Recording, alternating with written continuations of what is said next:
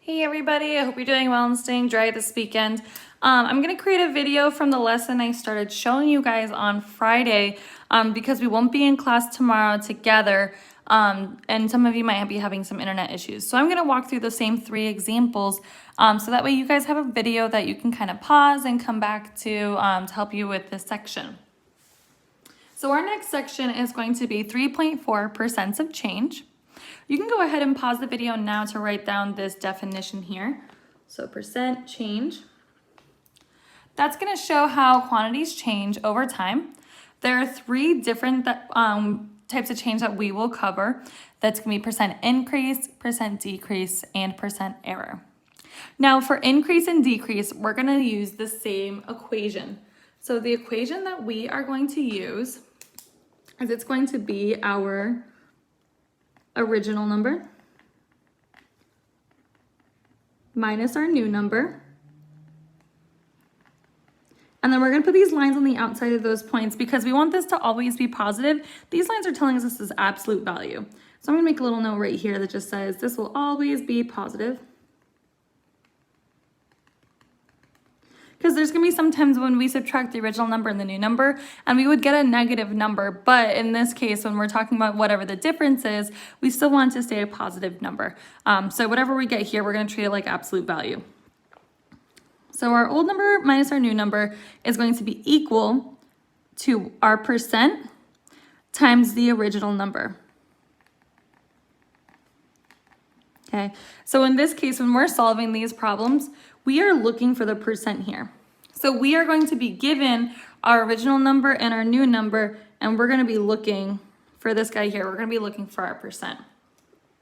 Okay. So our first example, again, if you want to pause the screen to write down the question, go ahead, pause this video. So our question here is we have a baby alligator, and that was 32 inches long. In a year, the gator grew to be 40 inches long. We want to know what is the percent increase. So we know that we have our original number minus our new number, and it's going to be the absolute value of both of those equal to our percent times the original number. Now you guys are going to see me start to shorthand this. When I shorthand it, I make it OG minus NN standing for new number, equals percent times OG. And that's just a little bit faster way to write it. So we're going to think, what's our OG number here and what's our new number? Well, if we're saying that the alligator was 32 inches, right, that's going to be our starting point. That's however big it was at the beginning. So our OG number is going to be 32. So wherever I see an OG in my equation, I'm going to write the number 32 underneath that. Next, we want to figure out what's our new number. In this case, since it grew to be 40 inches, that 40 inches is going to represent our new number here. Okay, so we're going to have 32 minus 40 is equal to our percent times 32. Now, I'm going to start off by subtracting 32 from 40, or 40 from 32. That would leave me with a negative 8. But remember from our note up here, right, it's always got to be positive. So I'm going to switch this, so now it's going to be positive 8. So we have positive 8 is equal to our percent times 32. Now we're back to the original percent equation we were learning last week. We talked last week about how we get this percent sign alone, right? That's our goal. We want to get the percent sign alone. We do that by turning this 32 into 1.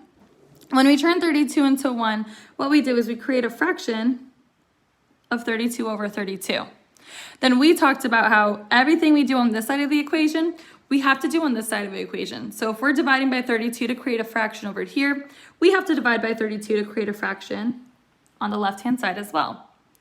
So basically, so far all I've done is I've subtracted my old number and my new number, and then I'm dividing by whatever my original number was.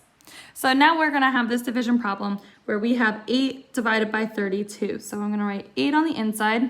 This always goes on the inside, right? Your part here always goes on the inside. We'll put 32 on the outside. We'll put 0.0. So we'll think, how many times does 32 go into 80? That's going to be 2 times that gives us 64. When I subtract, we're gonna have, let's see, 6 left over here and 1 left over here. We'll bring down one more 0. Now, if you guys remember from class, our special trick, right? 16 is half of 32, and there's a 0 after it, so we know that's gonna go in automatically 5 times, and that'll equal 160 exactly. So right now I have 0.25 is equal to our percent sign. We talked last week about how in the percent equation, it's always a decimal version. So all we have to do is move that decimal place over 2 spaces, and then we get our percent or our answer of a 25% increase.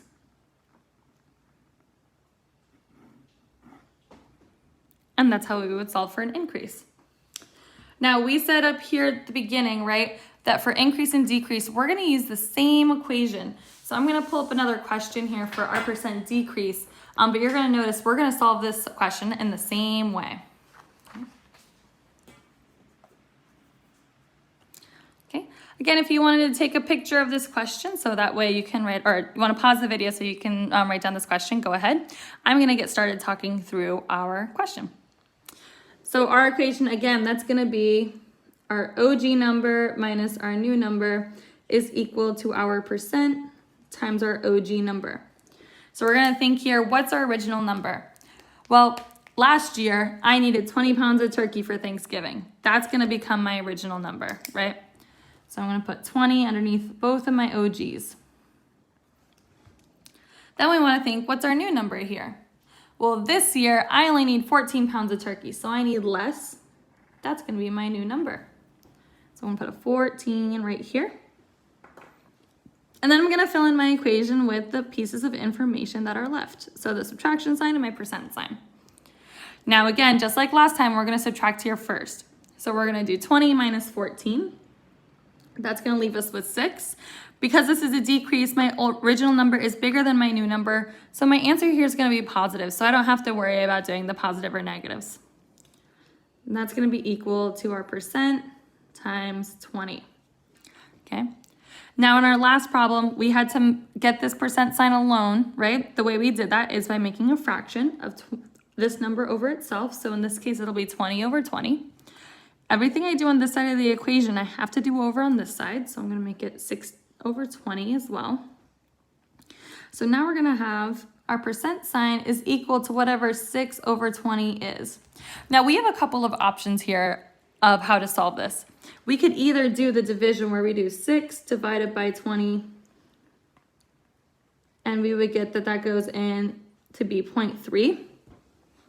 Or another option here is we can set this 6 over 20, and we can treat it like the proportions from our last chapter, right? Because we know a percent is out of 100, so I can make this a fraction where I'm changing 20 to 100. We know that's times 5. So up here, all I would have to do is times 5, and I would get the same 30% that I would be getting from my answer over here when I divided. So my decrease in the amount of turkey that I need for this year would be a 30% decrease. Okay. Our last example I'm going to show you guys today is our percent error question. Now, percent error is very, very similar to the equation I've shown you in the first 2 examples. The only thing that's going to be different is what we call our numbers. So rather than saying our original number and our new number, we're going to be talking about estimated versus actual. So our equation here is going to be our actual number minus our estimated. And that's going to be equal to our percent times our actual number. Okay, so we're taking what we guess would happen and we're comparing it to what actually happened. So in this case, the weatherman is estimating that there would be 8 inches of rain from the storm. There's actually 12 inches of rain from the storm. So we want to know what's the percent error of this weatherman. So we have to fill in our information with pieces that we know. So in this case, we're saying that he estimated it's 8 inches. So underneath my estimated, I'm gonna write 8. Okay, and then we know with the storm, it was actually 12 inches, right? Actually 12. So I'm gonna write 12 where I see my actual. And then I'm gonna fill in the rest of my equation with the pieces of information that didn't come from our question. So now my question is going to be 12 minus 8 is equal to a percent times 12. So first we have to figure out 12 minus 8. That's going to give me, let's see, it's going to be 4 left over. So 4 is equal to our percent times 12. And again, just like last time, what we're going to do is we're going to create a fraction where we turn 12 into 1. And then we have to do the same thing on the other side. So now we have 4 over 12. We're going to be left with just the percent sign over here. And then we have 4 over 12. So what we'll do is we'll divide with 4 on the inside, 12 on the outside. 12 is going to go into 43 times to make 36. And if we look here, what's going to happen is we're going to start repeating that 3 over and over and over again, right? So what we'll do is we'll go to the third decimal place and we'll say it's 0.333. And then when we're writing our percent, it'll be 33.3%. And that would be the Weatherman's percent error about the storm today. Your guys' assignment for today is to be working on page 161 in your workbook. You'll be trying all of the questions there. Some of you might have already attempted these questions. If you did, that's great. Take a look over them now that you've watched this example and see if you were able to do all these questions correctly. You can also try page 162 if you would like to practice these skills, really see how well you've got them. We're going to talk on Tuesday about the quiz and about the retakes. So we will do the retake next Thursday in class. If you have any questions, you can always hop on my Zoom and I will be happy to help you guys out with that. I hope this helps out with your homework for today. Stay dry out there.